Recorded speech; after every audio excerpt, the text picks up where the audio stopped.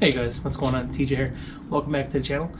This video is just going to be about why I chose the Fusion Sport and kind of what other options I had in mind and what was going through my head when I was looking for my next car. So this is just going to be a talking video so you guys can minimize it and continue working on whatever else you want, or you could just keep staring at my beautiful face. But yeah, so it all started at the end of last year, and I was looking for a new car. I was just getting tired of the ST, and I reached a point where I was either going to spend $10,000 on a big turbo kit plus, you know, aux fuel, custom big turbo tune, drag slicks and stuff just to run 12s, and or get a new car and start where the ST left off. So basically, the farthest that I got with the ST was full bolt-ons, running E30. That's just a mixture of 93 and E85 ethanol. And that was approximately 285, 290 wheel horsepower, and I want to say almost 400 foot-pounds of torque. Sorry, I'm a little congested. And it was fun. I had a cutout on it, as you guys heard, I'm sure. And the turbo spool, I had the catalyst downpipe, intake, intercooler, you know, that kind of stuff to reach stage 3, and that was perfect. I had that for about a year or two, and you know, I've always wanted a faster car, so my goal was to run 12s for my next car. Obviously the ST wasn't cutting it anymore, so I kind of had a few requirements for my next new car. It had to be as fast as the ST or made to be faster. It needed to be all-wheel drive, and it needed to be auto so the wife can drive it in emergencies.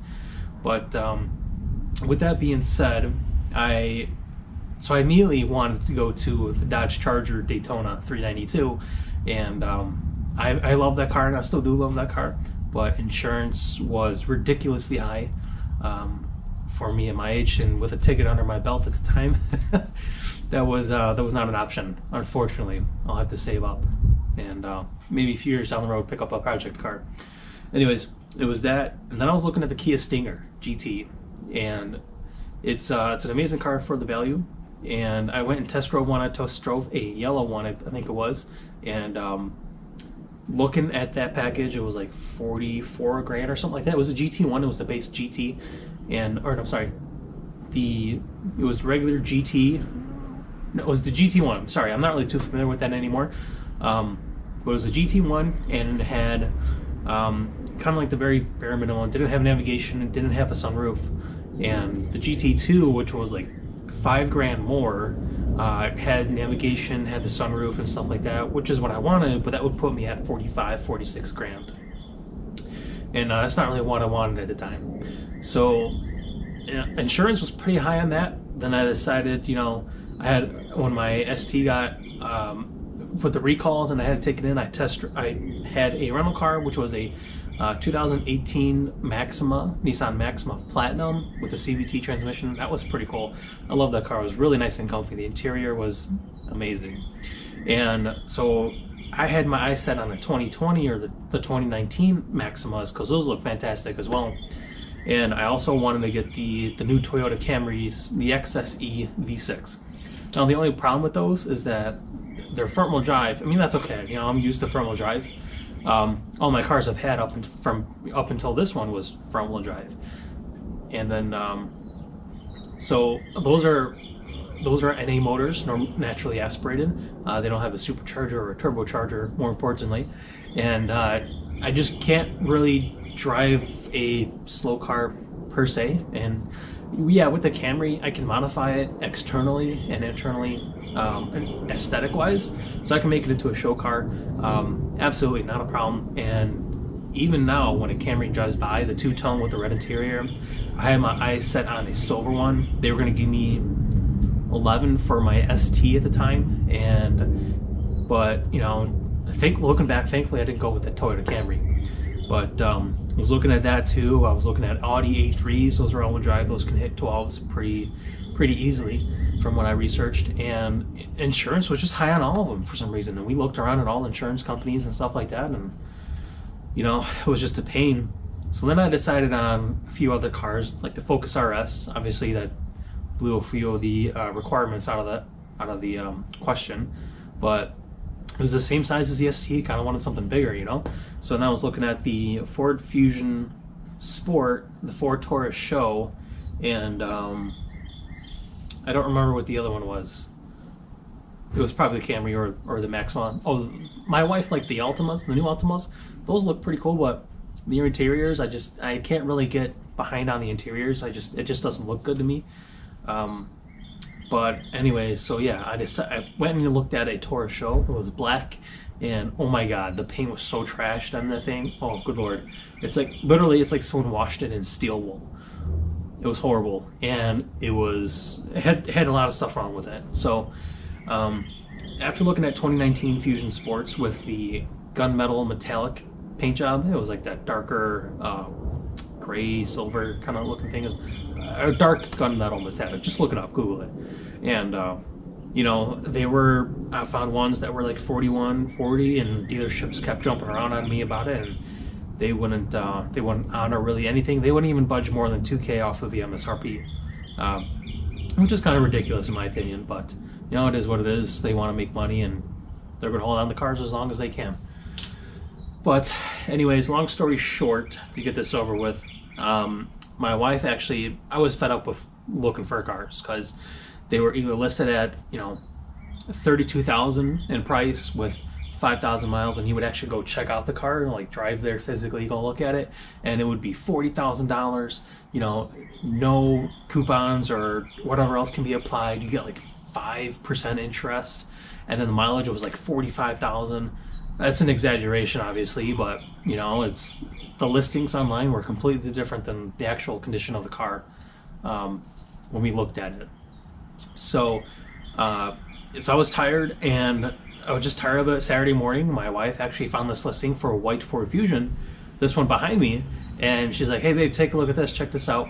And I look at it, I'm like, oh, okay, 2017 Ford Fusion Sport, you know, 32, 33, whatever it was listed at, with 40 miles. Yeah, okay, we're probably gonna get there, and it's actually gonna be a $45,000 car with $25,000 or 25,000 miles on it. And I'm just saying all this negative shit on the way to go look at the car. And lo and behold, we get there, and the guy walks in back, grabs the car, comes back out. And well, first of all, he was taking a long time, and I'm telling my wife, I'm like, he's not gonna have it. I don't know why we're wasting time. This is such a big waste. And you know, so he pulls around, and it looks good. It's a white car, pretty much exactly how you see it here.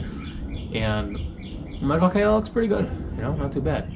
So then I get in it, and I'm sitting down and looking at the interior, and it's that lighter color interior that you guys are seeing, or have seen in the first video. And looking at that interior at first online in pictures, it looks super bright.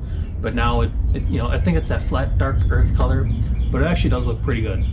And so I sat in the car, looked around, pressed the on button to go turn it on, and I look at the odometer, and lo and behold, 40 miles. I was like, holy shit. The guy went to go grab the plates and scan my license so I can test drive it, and I look over at my wife, and I'm like, we're taking this home tonight.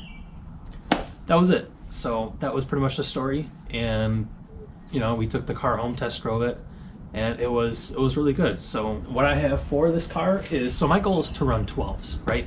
And that's pretty easy. All I gotta do is slap a tune on it, boom, 12.9, 12.98, and I'm running 12s.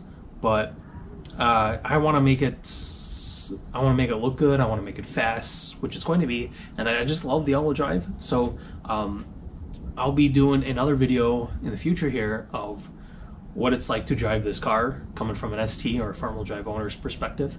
And you know, it's just going to be a good video. So I got a lot of stuff planned for this car, and I'm really glad you guys are with me. So please, you know, don't forget to subscribe if you want to keep it up to date. Tabs on me whenever I release a video, or just check out back to the channel once in a while. You know, that's cool too. I don't mind. But if you have any questions for me, guys, and why I do certain things, or why I chose this car in more particular, you know, drop it down below. Hit that like button, share it, question me. You know, even on Instagram, follow me on Instagram, question my posts, give me questions.